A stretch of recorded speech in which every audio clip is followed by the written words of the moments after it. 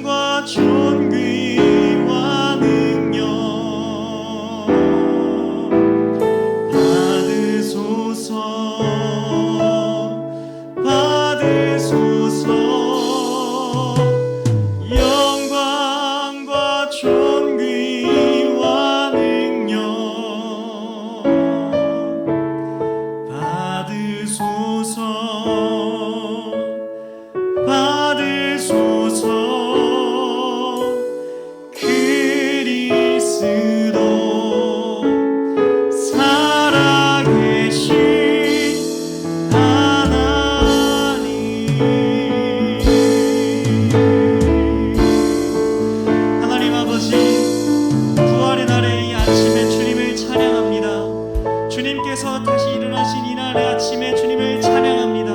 하나님 아버지, 우리를 위하여 주님 십자가에 달리시고 또 우리를 위하여 부활하신 그 하나님 아버지, 그 예수님, 주님 이 시간 그 예수님을 찬양합니다. 하나님 아버지, 이 시간 우리의 찬양을 받아주시고 주님 이 시간 우리와 함께하여 주시옵소서.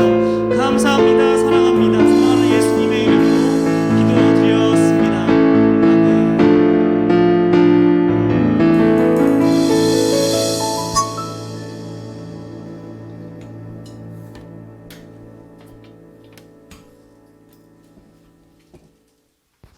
자, 우리 친구들 한 주간 잘 지냈나요? 한 주간 잘 지냈어요? 자, 오늘은 예수님이 부활하신 부활주일이죠? 그렇죠? 여러분 한번 우리 옆에 사람들 아니면 지금 혼자 유튜브를 보고 있는 친구들은 자기 마음속을 자기 손을 얹고 한번 인사해 볼까요? 크리스마스 때 우리 메리 크리스마스 이렇게 인사하듯이 부활절에는 해피 이스터라고 인사해요. 한번 인사해 볼까요? 해피 이스터. 해피 이스터. 옆에 사람 보고 해피 이스터. 좀 낯선가요? 그럼 한국말로 해볼까요? 예수님이 부활하셨습니다. 예수님이 부활하셨습니다. 옆에 사람 보고 다시 한번 외쳐보겠습니다. 예수님이 부활하셨습니다. 하셨습니다. 자, 오늘은 예수님이 부활하신 날입니다. 여러분들 부활절 매년 돌아오는 부활절이지만 특별히 또 이번 부활절 주님께서 오심을, 다시 살아나심을 한번 생각해보고 또 기뻐하며 즐거워하며 부활의 능력으로 살아가는 여러분 되기 바랍니다. 오늘 함께 본문 읽을 텐데요. 오늘 이번 주 본문은 요한복음 21장 1절에서 17절까지 말씀입니다. 요한복음 21장 1절에서 17절 말씀 한번 다 찾아보겠습니다. 요한복음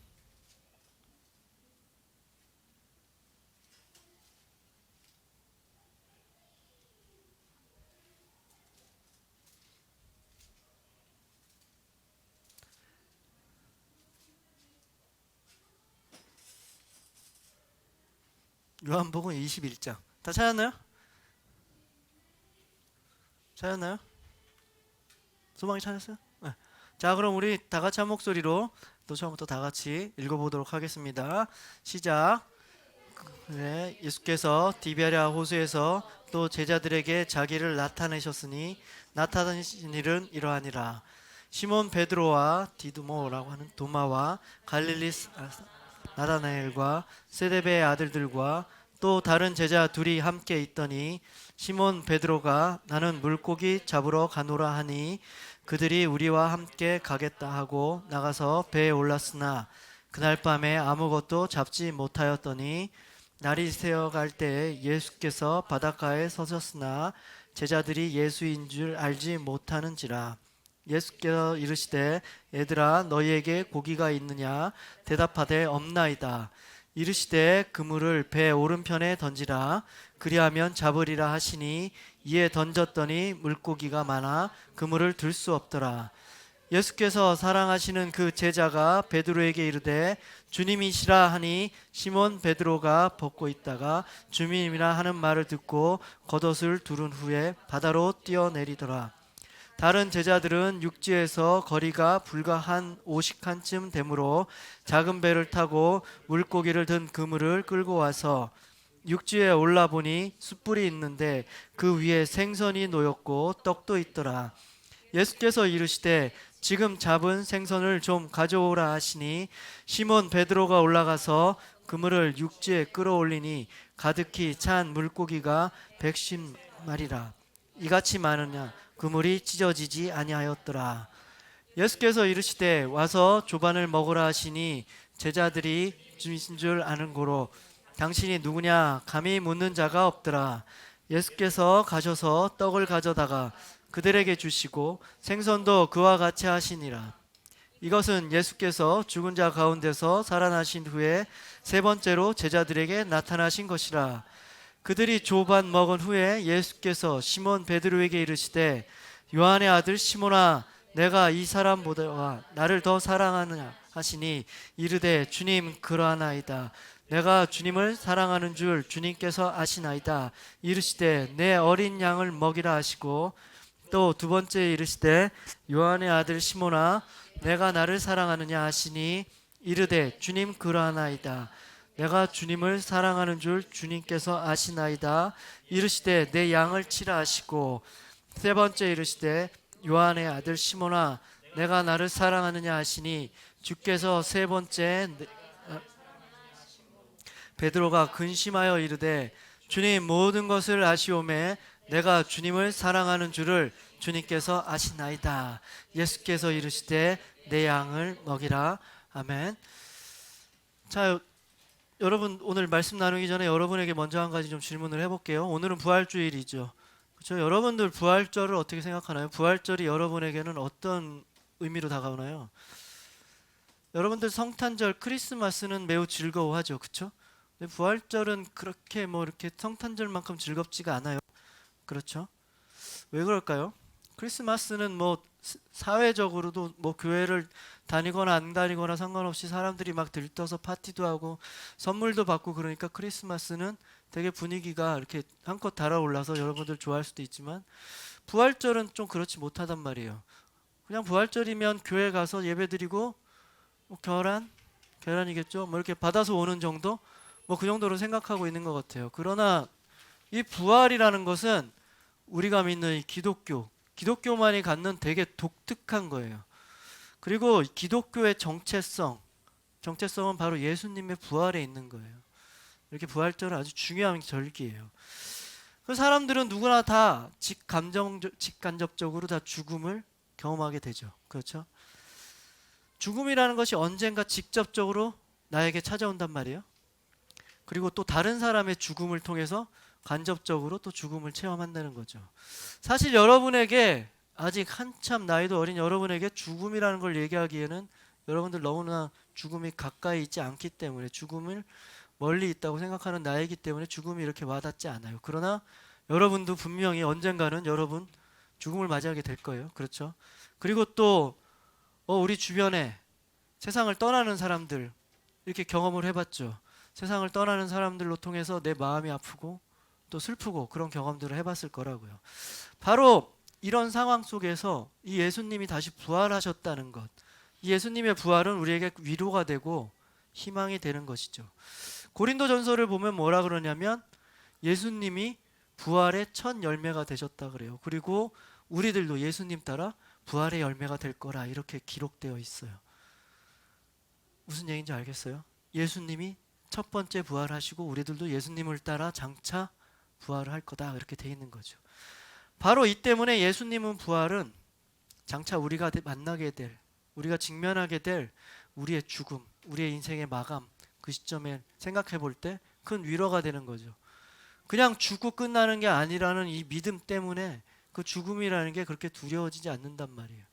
그리고 그런 마지막 순간뿐만 아니라 지금 우리가 살고 있는 이 삶 가운데서도 이 부활이라는 것은 큰 위로가 돼요.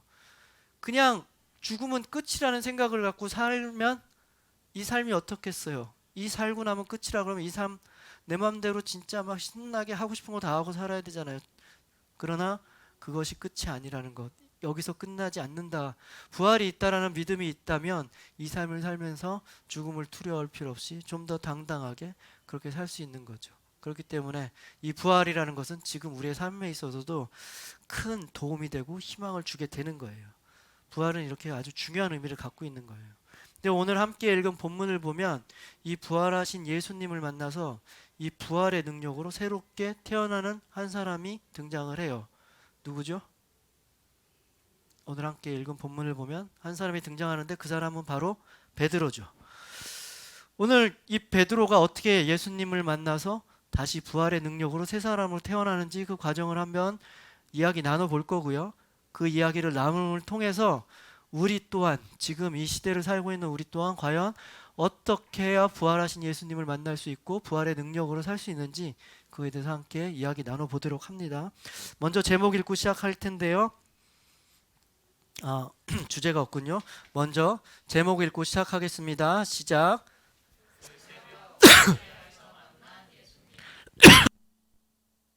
그새 하겠습니다. 오늘 본문은 디베랴 바닷가에서 벌어진 일이에요. 디베랴 바닷가는 예수님 그리고 이 제자들 처음 만난 그 갈릴리 호수, 예수님이 태어난 곳, 그곳에 있는 그 근처에 있는 바닷가예요. 오늘 이야기는 한편에 이렇게 아름답고 서정적인 동화 같은 얘기예요. 아직 해가 뜨기 전이에요. 좀 캄캄한데 예수님의 제자들은 지금 배를 타고 바다 위에서 고기를 잡고 있어요. 아직 어두워요. 밤이 새벽이 오지 않았죠. 근데 이 사람들, 지금 고기를 잡고 있는 이 사람들 과연 어떤 모습인가, 어떤 분위기인가 한번 먼저 상상해 보기로 해요. 사실 제자들은 예수님이 부활했다는 소식을 들었어요. 그리고 실질적으로 또 부활하신 예수님을 만났어요. 그럼에도 불구하고 이들은 앞날에 대한 불안함이 있었어요. 항상 사람들은 앞날에 대한 불안함이 있겠죠. 이 제자들도 앞날에 대한 불안함, 두려움이 있었고, 또 그동안 예수님을 쫓아다니면서 너무나 큰 꿈을 꿨는데 그 꿈이 이루어지지 않았잖아요. 그래서 상실된 소망을 가지고 있었어요. 그리고 특히 베드로와 같은 경우에는 어때요? 지난주에 이야기 나눈 대로 베드로는 예수님을 부인했잖아요. 그런 죄책감이 아직까지 마음속에 응어리져 남아있던 거예요. 그래서 베드로는, 여기 제자들은 지금 그렇게 기쁜 모습이 아니었을 거예요. 약간 좀 실망되고 또 두렵고 죄스러운 마음, 여러 가지 마음들이 복합돼서 지금 고기를 잡고 있는 거죠. 그러면 한 가지 질문을 해보겠어요. 이들은 왜 지금 고기를 잡으러 갔을까요? 이들은 왜 고기를 잡으러 나갔을까요? 이들의 직업은 원래, 베드로나 이런 사람들의 직업은 원래 어부였어요. 그러면 그동안 3년 동안 예수님을 쫓아다니느라고 고기를 못 잡았겠죠. 그렇기 때문에 이제 뭐 다 끝났으니까 다시 돌아와서 고기를 잡아서 그 3년 동안 돌보지 못한 우리 가정과 우리 집안을 돌보기 위해서 한번 찾아온 것이 아닌가? 다시 고기를 잡으러 나간 것이 아닌가? 이렇게 생각해 볼 수도 있어요. 근데 딱히 그런 것 같지는 않아요. 왜 이들이 고기를 잡으러 나갔는지 한번 3절 말씀 한번 다 같이 한번 읽어보도록 하겠습니다. 3절 말씀 시작.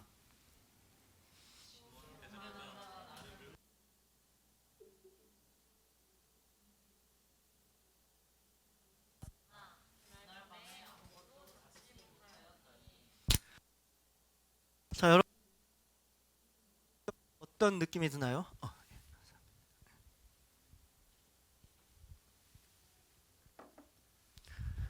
지난주에 미세먼지가 너무 심했어가지고 목이 칼칼한 게 지금 계속 지금까지 이어져가지고 계속 잔기침이 나오고 그래가지고 죄송합니다. 우리 지금 읽은 이 베드로의 얘기, 베드로가 뭐라 그래요?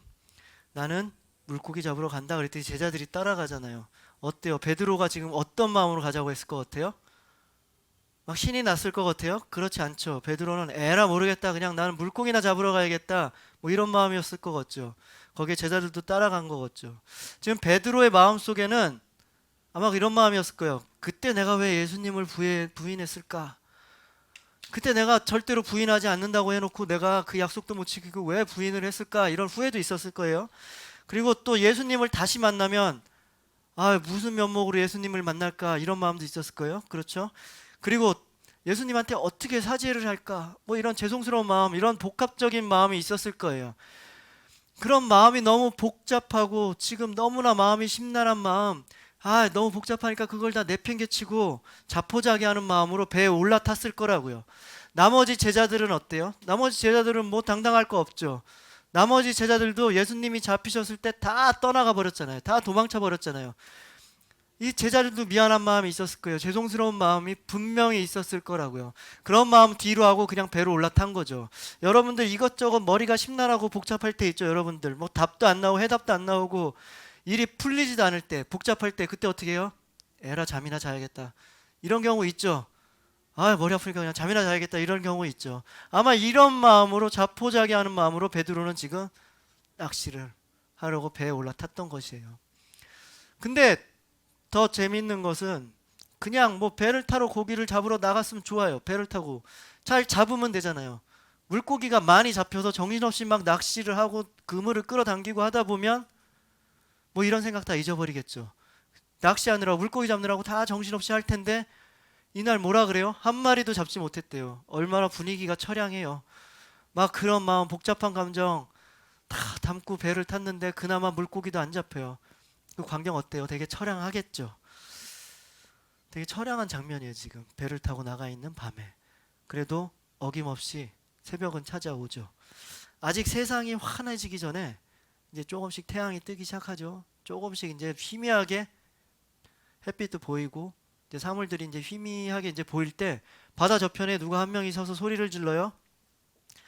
그들에게 지금 물어보는 거예요. 얘들아, 너희에게 고기가 있느냐라고 이렇게 물어보러와요. 고기가 있느냐, 이 말은 고기를 잡았냐 이렇게 물어보는 거죠. 그럼 이 제자들이 뭐라고 대답해요? 뭐 못 잡았잖아요.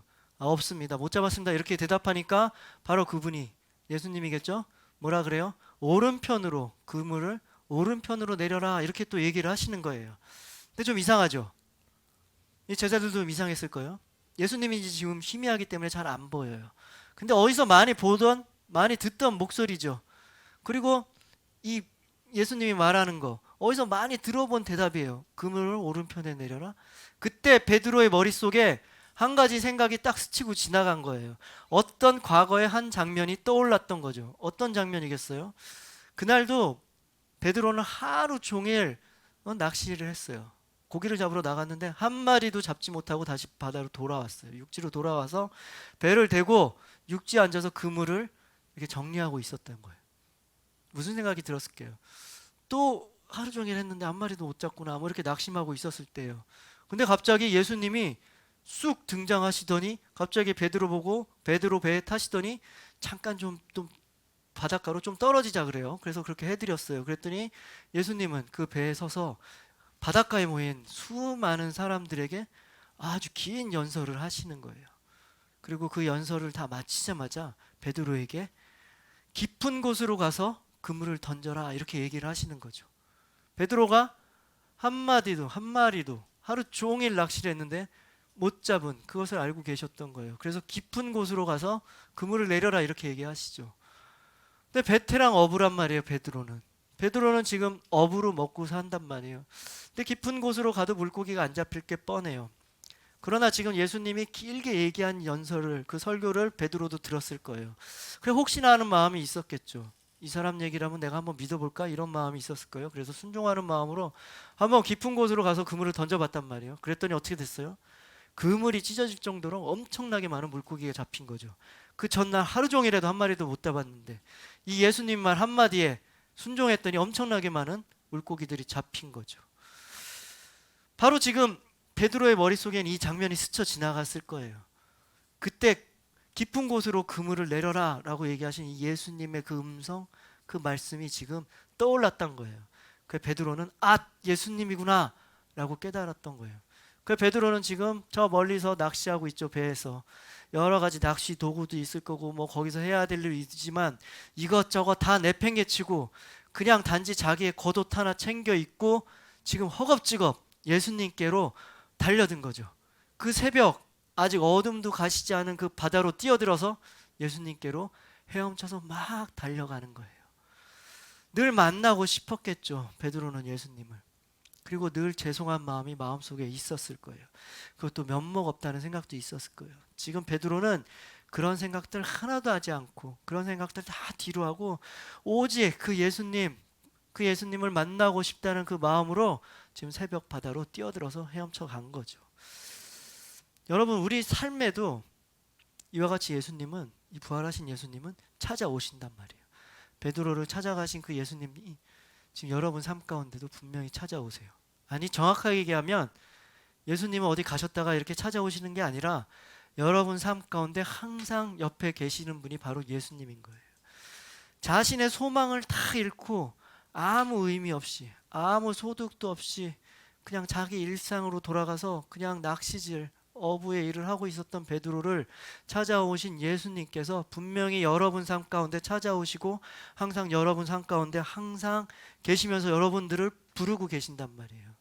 바로 그 부르심에 우리가 응답하는 순간 우리의 이 일상 어떤가요? 여러분의 일상생활 다람쥐 쳇바퀴 돌듯이 매일매일 반복되는 이 지루한 일상 가운데서 이 예수님이 부르시는 부르심에 응답하는 순간 아주 놀라운 아주 드라마틱한 대반전이 변화가 생기게 된다는 거죠.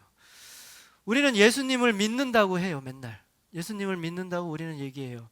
그러나 우리의 삶 가운데 예수님을 믿는다는 그 어떤 증거도 발견되지 않은 그런 삶을 살 때가 참 많아요. 그렇죠? 그리고 우리는 예수님 말씀대로 살겠습니다. 뭐 이렇게 다짐을 해요. 우리 예수님 말씀대로 살아야 합니다라는 생각을 해요. 그러나 우리는 예수님 말씀대로 살기보다는 그냥 세상의 방식대로 살 때가 훨씬 더 많다는 거죠. 우리의 익숙한 방식대로 살 때가 훨씬 더 많은 거죠. 그럼에도 불구하고 그런 순간 우리가 예수님을 믿는다고 하지만 믿음대로 살지 않고 예수님 말씀대로 산다고 하지만 그 말씀대로 살지 않는 그 순간에 있을지라도 예수님은 언제나 우리와 함께 하시고 우리를 제자의 삶으로 초대하시는 거예요. 바로 우리 그 초대에, 예수님께서 하시는 그 초대에 우리가 진심으로 응답하고 또 예수님께 순종하기로 진심으로 결단하고 그렇게 살 때 매일매일 우리의 삶, 자고 일어나는 그 순간부터 잠자리 드는 그 순간까지 매일 반복되는 이 일상, 뻔한 우리 일상 가운데서도 새로운 하나님의 꿈과 비전을 꿈꾸게 되는 것이고 그 삶을 나아가게 되는 거예요. 여러분 삶 가운데 이 부활하신 예수님이 언제나 여러분 주위에 여러분과 함께하고 계신다는 사실을 분명히 신뢰하고 살아가길 주님의 이름으로 축복합니다. 아멘.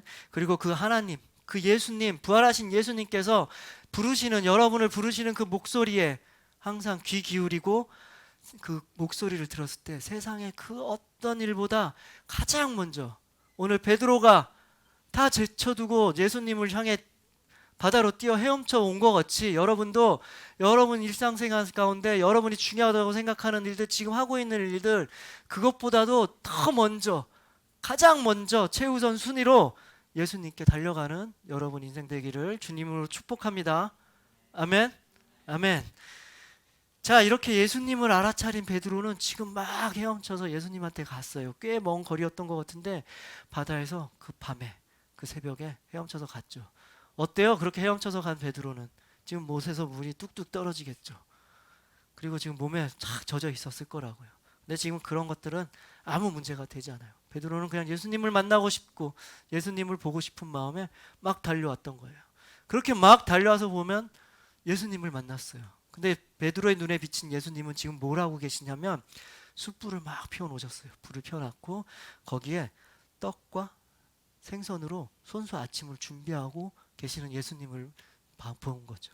그리고 또 베드로의 눈에는 지난주에 자신이, 베드로가 예수님을 부인했을 때 그때 바라보았던 그 따뜻한 예수님의 눈빛을 베드로는 또 볼 수 있었던 거죠. 그런데 베드로는 지금 마음속에 이렇게 완전히 정리가 되어 있지 않아요. 그렇죠.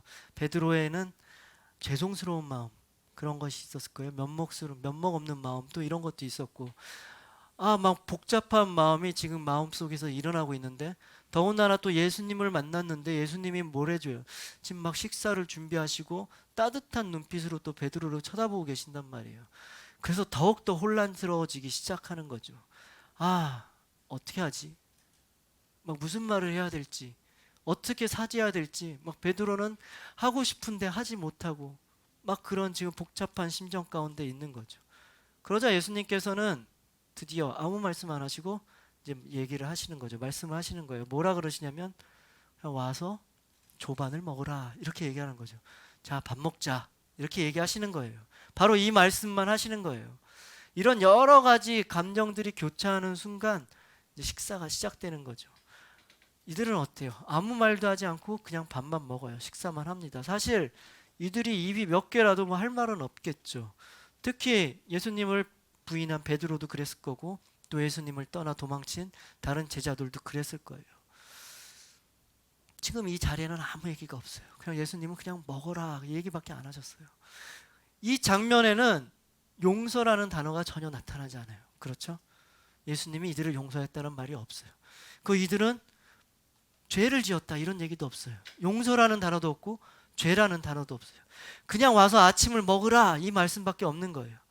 그러나 예수님의 이 말씀, 그리고 또 미리 와서 아침 식사를 준비해 주신 이 예수님의 행동, 거기에는 이미 충분히 용서라는 단어가 숨겨져 있는 거죠. 그리고 충분히 너희들을 사랑한다라는 행동이 담겨져 있는 거죠. 여러분도 때로는 어떤 큰 잘못을 해서 뭐 이렇게 좀 부모님한테 잘못을 했던지 뭐 그런 잘못을 해서 좀 이렇게 부모님을 피하고 싶을 때가 있죠. 웬만하면 좀 엄마 아빠 안 마주치고 좀 숨어 있으면 좋겠다 이런 생각을 하고 방에 들어가서 안 나올 때가 좀 있죠. 그런 경험들 다 있지 않나요? 왠지 날 부를까봐 막 걱정도 되고 막 안 불렀으면 좋겠다 막 이렇게 시간을 보내고 싶죠. 그런데 그렇게 밤을 지새고 난 다음날 갑자기 이제 부모님이 부르죠. 나오라고. 갔더니 평상시보다 더 멋진, 더 정성스럽게 차린 아침밥이 있어요.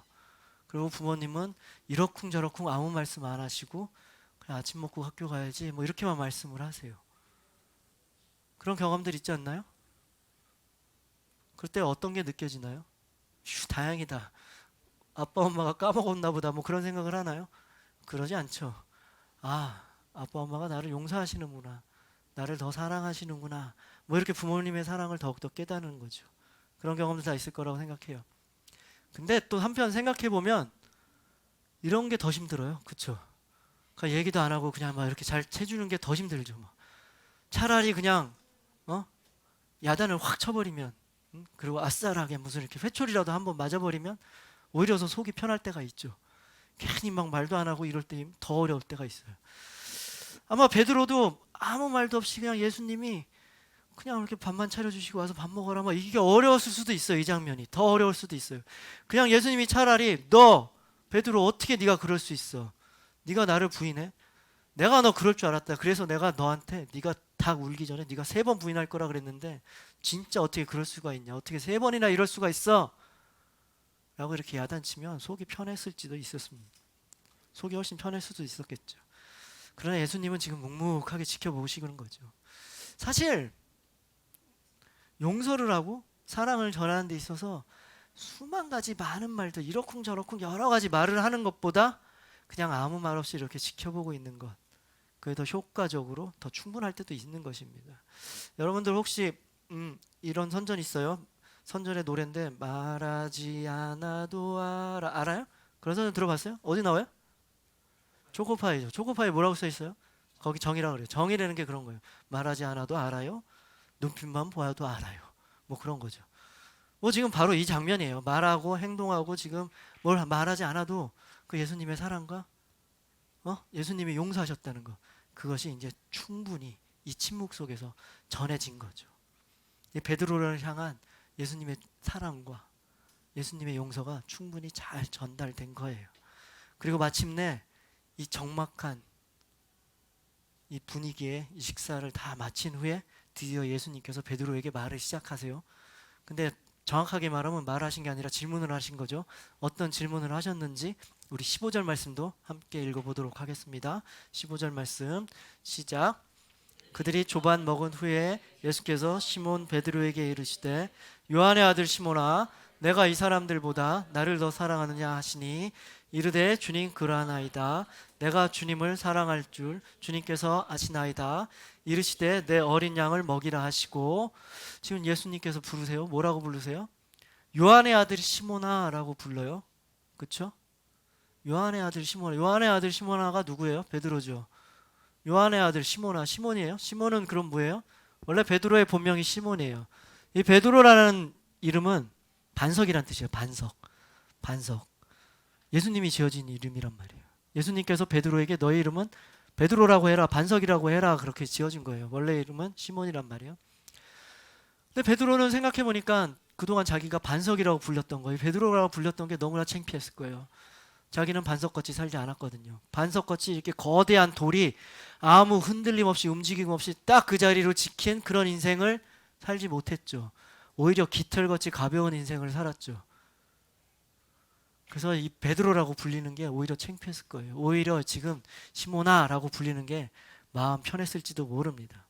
그리고 자신이 그렇게 당당하게 저는 예수님을 사랑합니다. 떠나지 않겠습니다. 라고 그렇게 철없이 장담했던 그 사실이 그 순간이 마음 아팠을 거예요.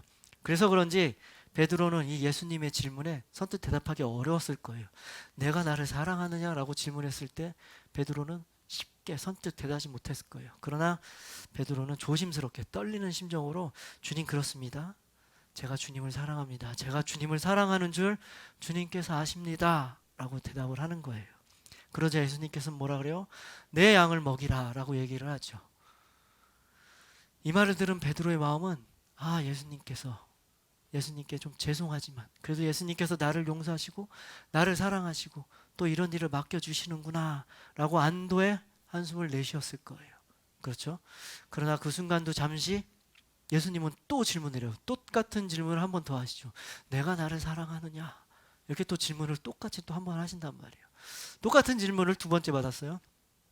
이 질문에 베드로는 계속해서 몸둘 바를 모르겠지만 그럼에도 불구하고 용기를 내어서 이 두 번째 질문에도 대답을 합니다. 그러자 예수님은 거기서 끝나는 게 아니라 마지막으로 한 번 더 질문을 하시는 거죠. 내가 나를 사랑하느냐? 똑같이 세 번째 질문을 하세요. 이렇게 세 번 똑같은 질문을 받으면 그 베드로의 심정은 어땠을까요? 여러분도 여러분이 뭐 잘못했을 때 똑같이 세 번 여러분이 잘못한 거에 대해서 질문을 받으면 여러분들 마음이 어떻겠어요? 베드로는 지금 마음이 되게 흔들렸을 거예요. 분명히. 예수님이 내가 사랑한다고 말하는데 믿지 않으시나? 예수님은 아직도 나를 용서하지 못하고 나를 미워하시는 게 아닌가?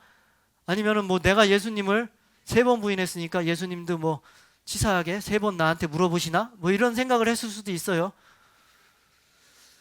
그러나 한편 생각해 보면 이 세 번 내가 주님을 사랑합니다라는 나의 입술을 고백을 통해서 이 베드로의 마음이 움직였을 거예요. 더 그 마음이 단단해졌을 거예요. 사랑하는 마음으로. 나의 입술의 고백을 통해서 그 소리가 내 마음이 듣고 내 영혼이 듣고 내 마음이 정리됐을 거란 말이에요. 그동안 자신을 억누르고 있었던 그 복잡한 감정들이 있잖아요. 용서하고 싶은 마음, 죄송한 마음, 미안한 마음, 면목 없음. 그러나 난 또 너무나 보고 싶고 사랑하는 이 마음, 복잡한 그 감정들이 이 세 번에 걸쳐 내가 예수님을 사랑합니다, 내가 주님을 사랑합니다 라는 고백을 통해서 정리되었을 거란 말이에요. 그래서 그동안 베드로의 마음속에 찾아왔던 그 고통과 근심의 시간은 사라지고 새로운 희망과 기쁨이 소리 없이 찾아오게 되는 것입니다. 마치 막 가슴 졸이고 막 기대했던 그 시험, 우리가 그런 시험 볼 때 있잖아요. 막 그런 시험을 통과했을 때 막 그런 기분이었을 거예요. 그런 기쁨과 같은 마음이었을 거라고요. 그리고 예수님은 이런 베드로의 고백을 통해서 내가 나를 사랑한다면 내가 나의 양을 먹이라, 내가 나의 양을 치라, 이렇게 새로운 소명을 주시는 거예요. 새로운 꿈과 비전을 주시는 거죠. 바로 예수님의 이 말씀으로 베드로는 이제 새 힘을 얻게 되는 거죠. 그리고 완전히 새로운 존재로 바뀌는 거예요. 예수님께서 주신 새로운 소명, 새로운 사명으로 인해서 베드로는 완전히 새 사람으로 바뀌게 되는 거죠. 그래서 지난주에 말씀드린 대로 이 이후로 베드로는 엄청난 복음 전파자로 활약을 하게 되고 막 사람을 살리고 죽은 자를 일으키고 또 못 걷는 자를 걷게 하는 그런 사람을 살리는 일을 해나가게 되는 것입니다. 근데 이 스토리에는 대반전이 있는 거예요. 세상은 어때요? 세상은 잘못하면 용서를 하나요? 용서를 할 수도 있겠죠. 그러나 용서하기 전에 뭐래요? 벌을 주죠. 처벌을 하죠. 세상에는 벌을 줘요. 그리고 세상에는 한 번 잘못한 사람에게 두 번 기회를 잘 주나요? 그러지 않죠. 한 번 잘못하면 그걸로 끝이죠. 다음 사람한테 기회를 주겠죠. 똑같은 일을 두 번 맡기지 않는단 말이에요. 그게 바로 세상의 이치란 말이에요. 그러나 예수님은 달랐어요. 예수님의 방법은 완전히 달랐단 말이에요. 예수님은 아무리 잘못된 상황, 잘못된 사람이라도 용서를 하신 거죠. 그냥 용서하셨어요. 뭐 벌을 주고 용서하신 게 아니에요. 아무 조건 없이 그냥 용서를 하셨단 말이에요. 그리고 용서에서 그친 게 아니라 우리 대신 그 죄에 대한 벌을 받기 위해서 십자가에서 돌아가셨단 말이에요. 그렇죠? 그리고 그냥 돌아가시고 끝난 게 아니라 또 부활하셔서 또 다시 찾아오셔서 만나 주셔서 또 꿈과 또 다시 한 번의 기회, 다시 한 번의 비전을 바로 주시는 거예요. 여기 세상과 달리 예수님의 방식은 바로 이런 거죠. 여러분 인생에 여러분들은 어떤 꿈을 꾸고 살고 계시나요? 여러분은 어떤 비전을 꾸고 비전을 갖고 살고 계신가요? 늘 반복되는 일상 속에서 그런 지루함 속에서 아무 의미도 없는 그냥 하루하루를 그냥 살고 계시진 않나요? 어쩌면 예수님을 믿는다고, 예수님을 신뢰한다고, 예수님을 따른다고 하면서도 지난주에 베드로와 같이 여러분도 예수님을 부인하고 살고 있지는 않나요? 그러면서 그렇게 부인하는 예수님의 삶, 그것마저도 애써 감추려고 또 애써 외면하려고 그렇게 힘들게 그냥 하루하루 그렇게 살고 있지는 않나요? 그러나 예수님은 지금 여러분들이 어떠한 상황 가운데 있을지라도 그렇게 예수님을 부인하고 예수님을 외면하고 아무 소망도 없이 희망도 없이 그렇게 살고 있는 그 순간일지라도 예수님은 여러분과 함께 하시며 여러분을 지금 초대하고 계세요. 우리가 그 어떤 상황 가운데 있을지라도 예수님은 우리를 거부하지 않으세요. 우리를 언제나 사랑하세요. 그리고 우리를 용서하시고 우리에게 새로운 꿈과 비전을 주시는 분이 바로 예수님이에요. 여러분, 이런 예수님을 진정으로 만나고 여러분 인생에 좀 대반전의 드라마를 써나가는 그런 역사가 있기를 좀 축복합니다. 마치 오늘 이야기처럼 디베라 바닷가에서 그 새벽, 그 어둡고 침침한 꽉 막힌 듯한 인생을 살고 있었던 베드로를 만나서 예수님께서 베드로 인생에 새로운 힘과 꾸망을 준 것 같이 여러분도 이 부활절 아침 부활하신 예수님을 만나서 여러분 인생 가운데 새 꿈과 새 비전을 꿈꾸며 살아가는 그런 새로운 역사를 써내려가는 여러분 되기를 축복합니다.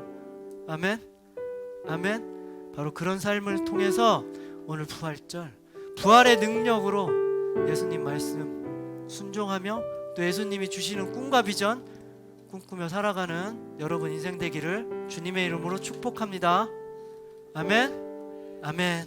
자, 우리 함께 찬양을 하겠습니다. 아까 예배 설교 전에 한 찬양인데요, 시간을 뚫고라는 찬양입니다. 우리 함께 찬양할 때 진짜 우리를 너무나 사랑하기 때문에 이 땅 가운데 오신 예수님, 우리를 대신해서 십자가에 돌아가신 예수님, 그러나 부활하시고 우리와 함께 계시는 그 예수님, 그 예수님을 생각하면서 한번 우리 함께 같이 한 목소리로 찬양하기 바랍니다.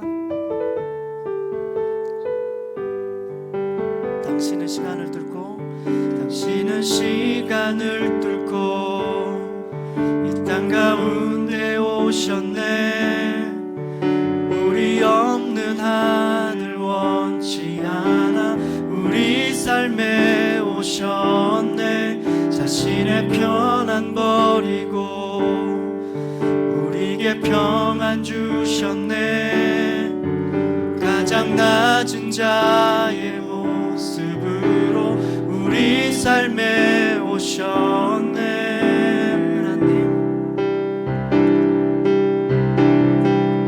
하나님 우리와 영원히 함께 하시네. 힘없는 우리의 그 나라 보여주시네. 연약한 자들의 친구가 되어 주시네. 힘없는 우리의 인생을 위로하시네. 여러분들 가사가 무슨 얘기인지 아시겠죠? 예수님은 시간을 뚫고 이 땅 가운데 오셨어요. 우리와 함께하고 싶으셔서 그 예수님을 한번 다시 생각하면서 또 예수님이 주시는 힘을 우리가 그 힘으로 살겠노라고 고백하면서 우리 처음부터 다시 한번 고백하겠습니다. 당신은 시간을 뚫고 이 땅 가운데 오셨네. 우리 없는 하늘 원치 않아 우리 삶에 오셨네. 자신의 편안 버리고 우리에게 평안 주셨네. 가장 낮은 자의 모습으로 우리 삶에 오셨네.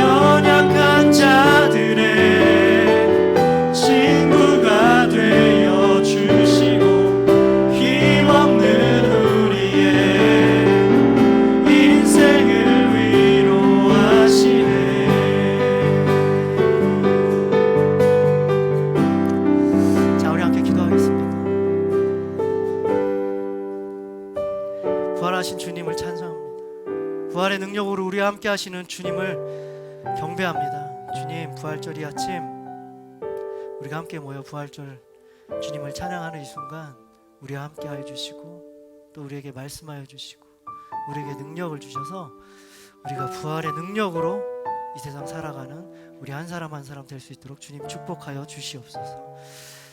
우리가 주님 말씀에 항상 귀 기울이게 하여 주시고 주님께서 우리를 부르셨을 때 우리와 항상 함께하고 있으시는 그 주님께서 우리를 부르셨을 때 우리가 그 어떤 것보다 가장 먼저 주님께로 달려가는 우리 되게 하여 주시고 그 주님과 함께 부활의 능력으로 이 땅 가운데 부활을 선포하며 살아가는 우리 인생 될 수 있도록 주님 축복하여 주시옵소서. 우리가 때로는 너무나 연약하여 쓰러질 때가 있습니다. 우리가 눈을 돌려서 주님을 바라보지 못하고 우리가 귀를 열어 주님의 말씀을 듣지 못하고 세상에 귀 기울일 때가 있습니다. 그러나 우리가 이렇게 나약하고 우리가 쓰러질지언정 주님께서는 언제나 우리를 거부하지 않으시고 우리를 용서하시고 우리를 사랑하시는 분이심을 우리가 믿음으로 고백하오니 주님, 우리 마음 가운데 우리 생각 가운데 우리 행동 가운데 찾아와 주시고 성령님 언제나 우리의 생각을 붙잡아 주셔서 우리가 조금씩이라도 그런 삶에 떠나서 오직 주님만 바라보며 부활하신 주님의 능력으로 이 땅 가운데 살아가는 주님의 부끄럽지 않은 주님의 제자로 살아가는 우리 한 사람 한 사람 될 수 있도록 주님 축복하여 주시고 함께하여 주시옵소서. 감사드립니다. 이 모든 말씀 우리 주 예수 그리스도의 이름으로 기도합니다. 아멘. 아멘. 부활하신 주님께 감사와 영광과 찬양의 박수 올려드리겠습니다. 아멘. 자, 우리 광고 말씀드릴 할 텐데요. 지난주 아시다시피 우리 고난주간 특별 저녁 예배로 저녁마다 모여서 우리 함께 예배하고 기도했죠. 네, 거기 참석한 친구들 제가 정확하게 파악은 못할 수도 있겠지만 한 번도 안 빠지고 참석한 친구가 있어요. 그쵸? 소망이, 윤영이, 그렇죠? 윤영이는 있었죠? 같이 있었습니다. 아멘. 그리고 제가 이렇게 그날 계속 예배 같이 있었어가지고 게시판을 전체 다 잘 못 볼 때도 있었는데 정훈이도 있었나요? 한 번. 네. 어쨌든 열심히 잘 참여해줘서 고맙고요. 그리고 우리 다 같이 계속해서 끝까지 다 참여한 우리 소망이랑 윤영이한테는 선물을 전달할 거예요. 요즘 시대에 맞게 온라인으로 선물을 보내줄 겁니다. 핸드폰으로. 자, 그리고 다음 기회에 또 이런 기도회가 있을 때 우리 친구들 열심히 같이 또 참여해서 함께 예배드리고 함께 기도하면 여러분 됐으면 좋겠습니다. 자, 우리 주기도문으로 예배 마치도록 하겠습니다. 시작. 하늘에 계신 우리 아버지여, 이름이 거룩히 여김을 받으시오며 나라가 임하시오며 뜻이 하늘에서 이루어진 것 같이 땅에서도 이루어지이다.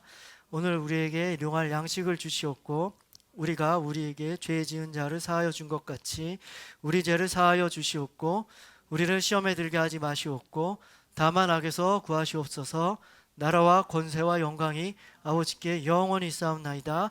아멘. 아멘. 자, 부활주일 예배를 마쳤습니다. 다음 한 주도 부활의 능력으로